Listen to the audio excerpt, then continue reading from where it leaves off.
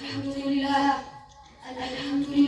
الذي له ما في السماوات وما في الأرض وله الحمد في الآخرة وهو الحكيم الخبير. وأشهد أن لا إله إلا الله وأشهد أن محمدا عبده ورسوله صلى الله عليه وعلى آله وصحبه وأتباعه الذين يأخذون ما أنفقوا خيرا وأعطيه مما اقترفوا وسلم تسليما كثيرا. إخوتي وسادتي، إن ديننا الذي أكرمنا الله به ووعدنا على تحقيقه أسهل الغايات في الدنيا وأرفع الدرجات في الآخرة كالدنيا على أسسه وقواعد متوافقة. وإن من بين أركانه ركينا أداء الزكاة مفروضة وهي أحد الأركان العظيمة وهي فريضة الصلاة في أحسن حديث القرآن الكريم. قال الله تعالى بكتابه بتزكية النفوس وتطهيرها وتنميتها بالخيرات إنها فرض على كل مسلم قادر بالغ للنصاب، فهي حق للفقراء في المال الذي استودعه الله من الأغنياء.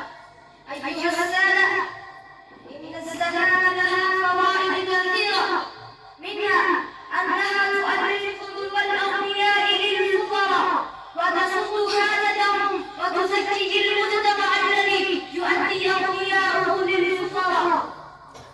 كما تزكي المال بتنميته وتربيته وتطهيره والتأدية إلى البركة فيه، وتزكي كذلك نفس المزكي بتطهيرها من الظل والشح وعبادة لله.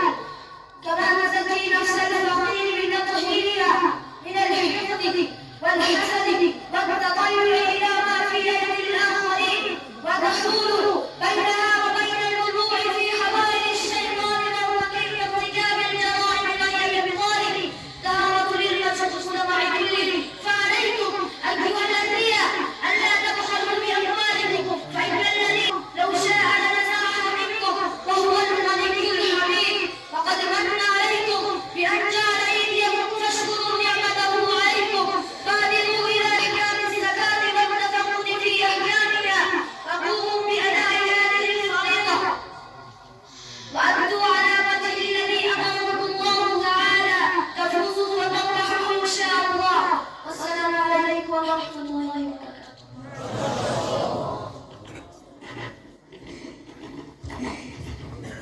ما شاء الله، بارك الله في علمه وعمله.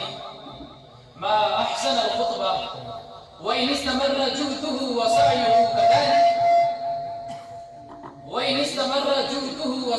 كذلك سيكون خطيبا بارعا في عصره إن شاء الله.